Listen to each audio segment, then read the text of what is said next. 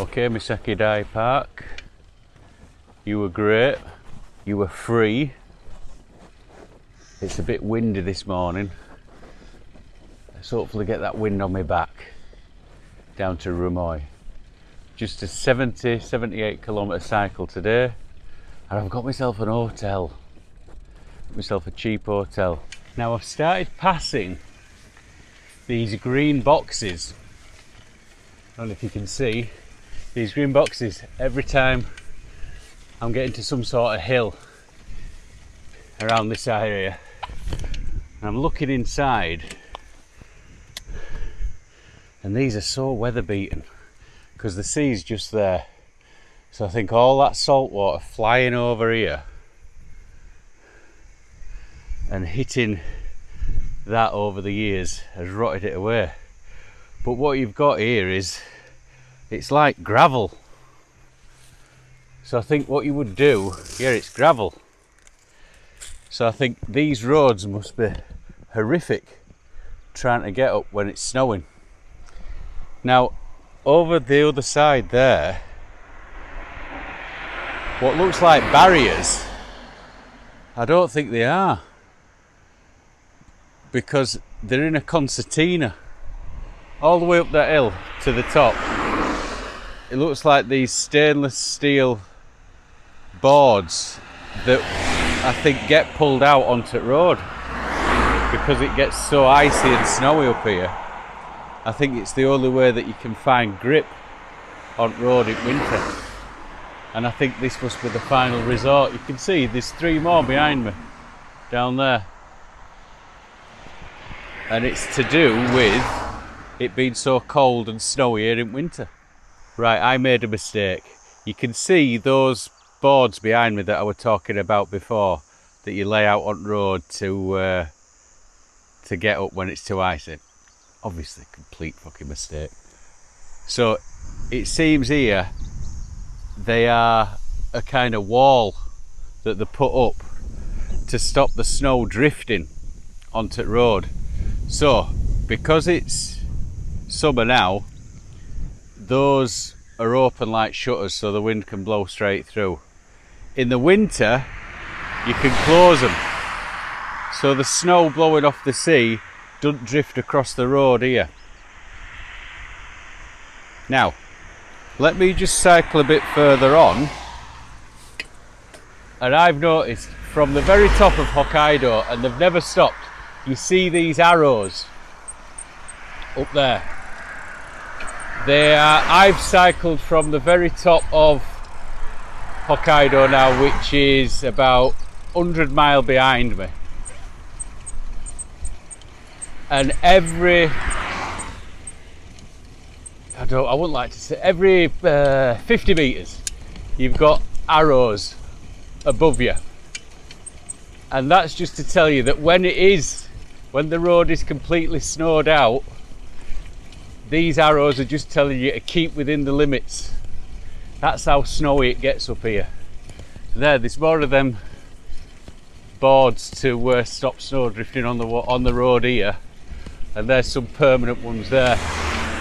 And then the constant are these arrows, and they just lead off into the distance, because around the winter months it must be some hard living up here. Dangerous too. It is getting hot in Hokkaido, that's for sure. Oof, it's only about 9 o'clock. I don't know, I've been up here 4 days now, and I'm sort of into that groove that you are when you're on holiday. You don't really know what day it is. I'm not sure what time it is. I'm not looking at my phone because I'm on bike, so yeah, I think I'm on holiday now. But what I've just stopped at is this. A big penguin. I've not seen a penguin my entire time. I've seen some birds that I've not seen before, but I've never seen a penguin. Feels like I'm in a Wallace and Gromit movie. Welcome. So I thought, right, I'll just stop and see what's here. And it's just windmills the sea, and there's an island there which I know the name of, but I forgot. I'll have to have a look on the map. I'm going down that way anyway. But there's this little shrine here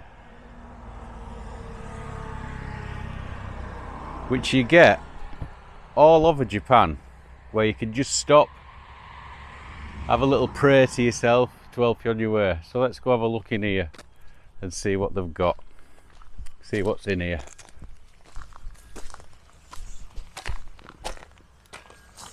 As per, I've no idea what anything says on there, but I'm sure it's just to help you on your way. Let's have a look inside.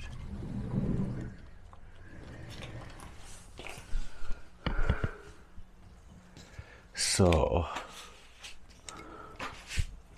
glasses on. So this looks like we've got names. These are the names of people. Some sort of message. Prayer bells. Wow, look at that. This is what, this must have been opening day. There's people on flutes, waving banners. Wow. Look at these people. Different time, different time. And there, instead of giving, well, you can give donations there, but a lot of people like to leave tins of pop and coffee as an offering. I have no idea who takes all that stuff. But yeah, there's just, it's all embroidered stuff to put up in the shrine. Is this another photo? That looks to be, no, there's a different deity that's there. And then this is the fella that you pray to. Is he giving me the finger? Looks like it, oh no, it's two fingers. Darren Walsh, UK, safe passage through beautiful Hokkaido.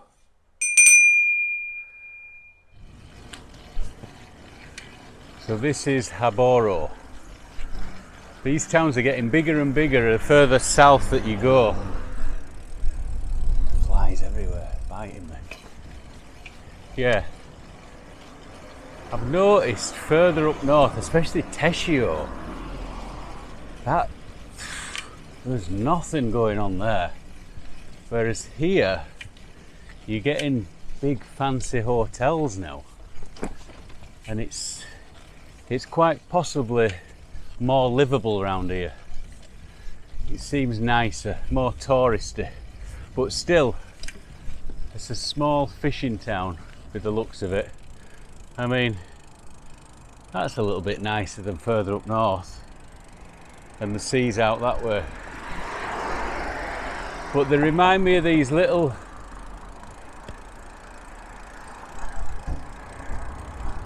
Canadian crossroad towns that used to get, or that I used to see when I was in Canada, in Alberta. Just little crossroad towns that are just built here because one road crosses another. Right, I'm here to get my breakfast and I'm at Seikyo Mart. I've mentioned this many times, you only get these in Hokkaido, and if you look out for the ones that have got hot chef, it means you can get hot food in there, obviously. Right, breakfast. I've just put myself round the side of this convenience store. I'm under a fan there, but I'm hoping my microphone blocks all that out. So in front of me, I've got a pachinko parlour where everybody goes gambling, but it's a very, very sleepy day in Haboro in Hokkaido because it's a Sunday. Now, what I want to introduce you to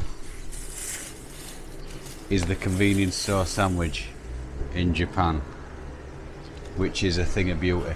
Bourdain did a thing on it in Tokyo,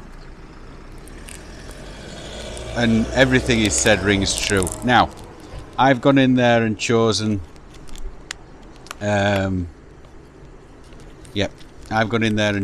get a triple. So we've got ham salad, egg mayonnaise, and just a normal salad sandwich here. Now, every one of these sandwiches are fantastic. So if you're going to choose your favourite and leave that till last, you can do that. But every sandwich that you eat is as good as the last. So they are so good, you haven't really got a favourite. Because you bite into the second one, you said, oh, I wish I'd have left this till last. And you bite into the third one, I'm glad I left that till last. Or you bite into the first, it's all good. I've got a coffee. This coffee were 80p. And it is as good as any coffee that you will get in any Starbucks. As good. And then finally, what I've noticed up in here in Hokkaido is I've got myself a pot noodle. But they're tiny. Look at the size of my hand compared to that. They are tiny, tiny pot noodles, which is perfect. So what you're going to say is, well, how do you get to eat that? Well, inside the convenience store, they've got these big pots of simmering hot water that you can go in and you can fill up your pot noodles or your drip coffees, bring them out, and then they give you chopsticks to use with your pot noodle. So I'm going to have my sandwich and then I'll go back in and get my pot noodle filled up and I'll come back out and eat that. But now I'm going to eat my sandwich. Now if you look at it, let's go with egg first. Pull it out. The crusts have been taken off, so even your kids can't complain. And inside you've just got your egg mayonnaise, and let me tell you,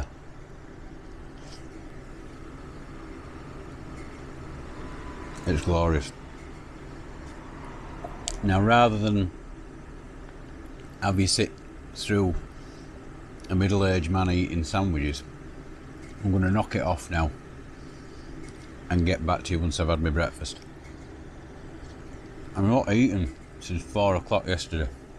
Now I've just stopped off here at this deserted beach.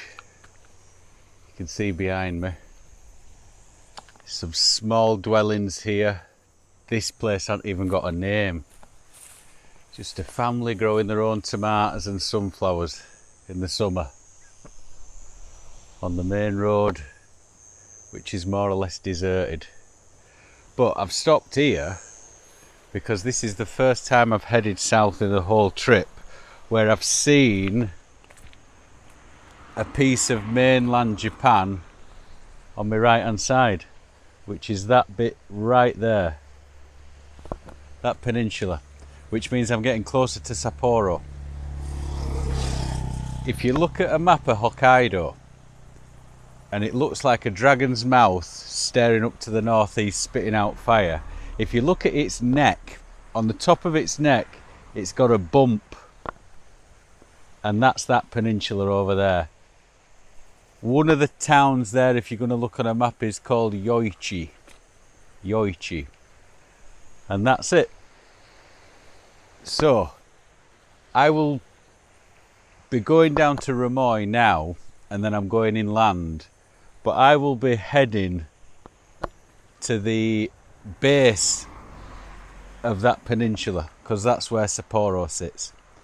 But it just puts into my head that I'm making progress, because the thing about cycling is sometimes you lose heart, but then you see something like this that proves that you're making progress, and it gives you a bit of it puts a bit more enthusiasm in you. Although I don't need much pushing along. It's a nice day. It's quiet. The wind's died down. So I'm going to crack on now. I am about 50k from Rumoi. A fella messaged me on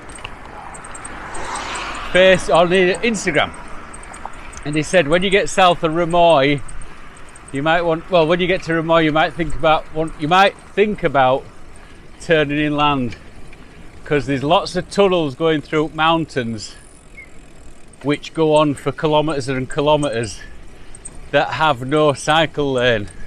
Sounds fucking dangerous. But as luck has it, I am turning into the mountains in Rumoi and heading towards Asahikawa. So no problem there. Right, this is the first enclosed tunnel I've ever hit. And we're 160 kilometres in. There's a bit of a shitty path on my side. There's a normal path on the other side. I haven't got any lights. Obihira tunnel, 728 metres. I'm not gonna ride for 728 metres on that little path. So I'm gonna push across the road. I'm gonna push across the road and get it up on this. Because then we've got this super wide tunnel here.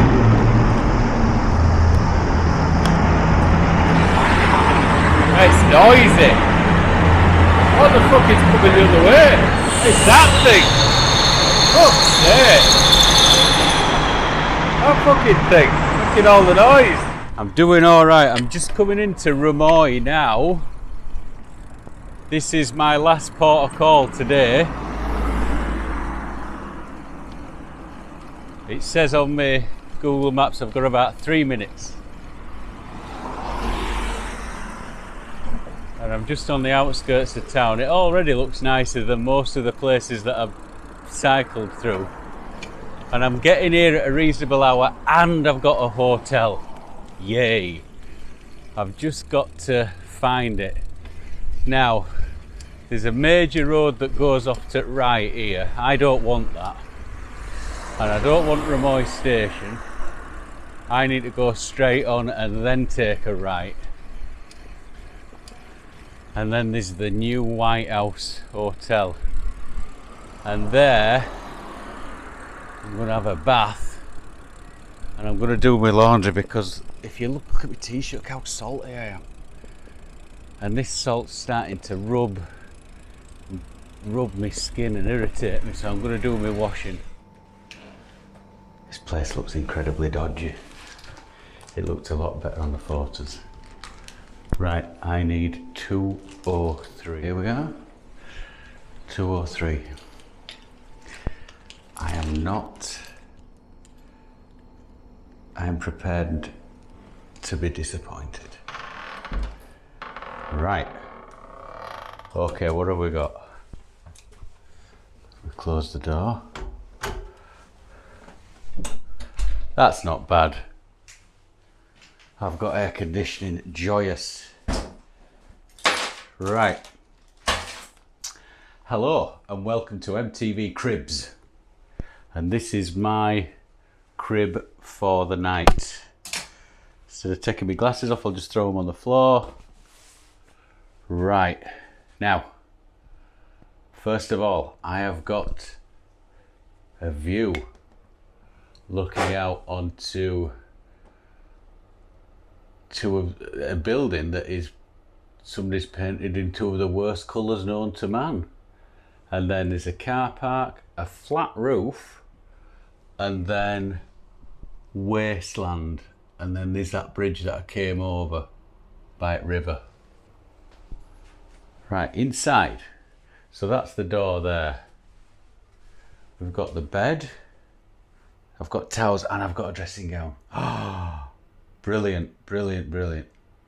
So we've got air conditioning, a TV, I've got a fridge and a kettle. Right, good. There was there was free coffee at reception, so I'm going to go back down there and fill my boots. Moving in, I think we're just going to have a unit bathroom. Yeah, it is. Oh, it's like living in my old apartment in Tokyo. Everything's in the same thing. Everything is in the same room. Your sink, which you can see your sink, you can feed from the shower. So you just move this there, you get a shower, and you move it back so you can clean your teeth. So it's a 2-in-1. I might fill that bath and have a soak later. So what I'm going to do now is I'm going to get the rest of my bags up to the room. I'm going to sort out my laundry. I'm going to get a shower.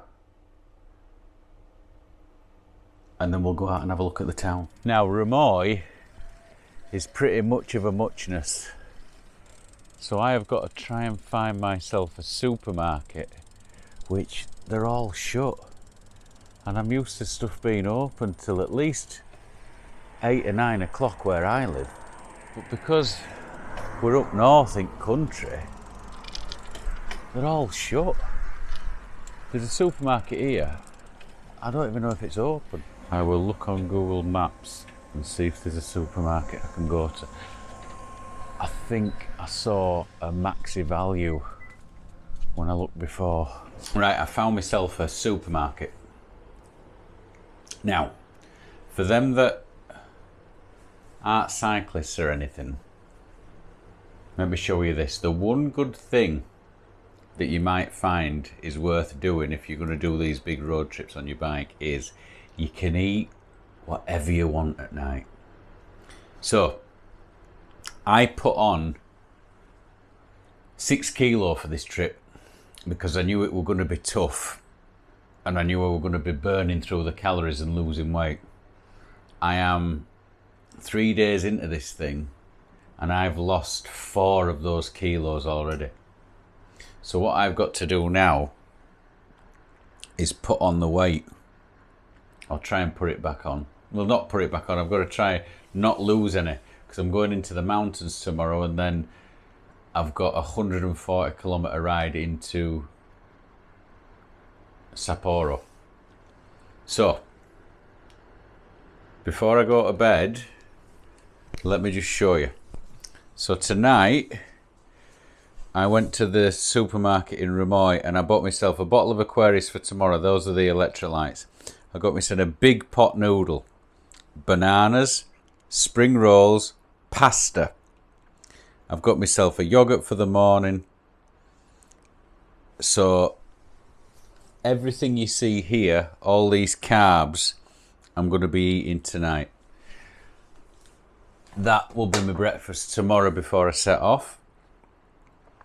But this is what I can eat tonight. All stuff that's pretty bad for you, but I will be working it off tomorrow morning. So that's the good thing about road cycling. Right, I'm going to get my head down now because I got a lot of sun today and I'm feeling a bit fact. So I will see you tomorrow when we go into the mountains towards Asahikawa. Good night.